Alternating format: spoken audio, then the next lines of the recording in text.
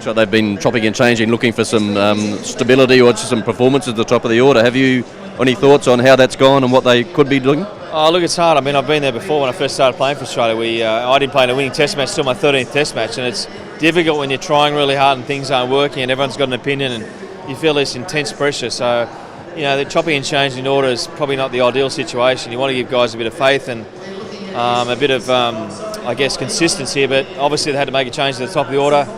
This test match, I want to see one of the two of the young guys score 100. Once they do that, that'll be a breakthrough and they can all feed off that. Much like we did in the first test match in Headingley in 1989 when Mark Taylor got 100. I got my first century and we didn't look back after that. So it just needs one of the young guys to make a breakthrough, whether it's Harris or Labuschagne or Head. I'd love to see one of those guys get 100 in the first innings here.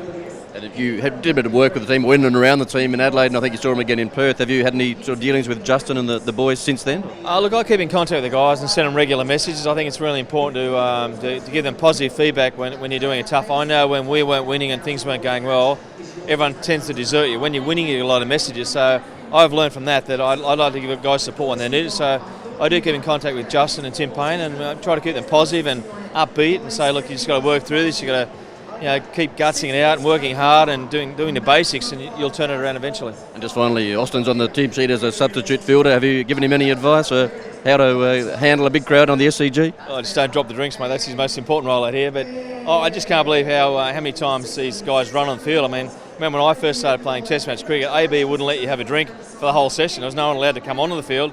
Now you can't stop them coming on, so the game has changed. But for Austin, it's a great experience being around the guys, seeing the way they prepare, and having time with those guys is invaluable. And that's what cricket needs these days. They need those lessons to be passed on to younger kids.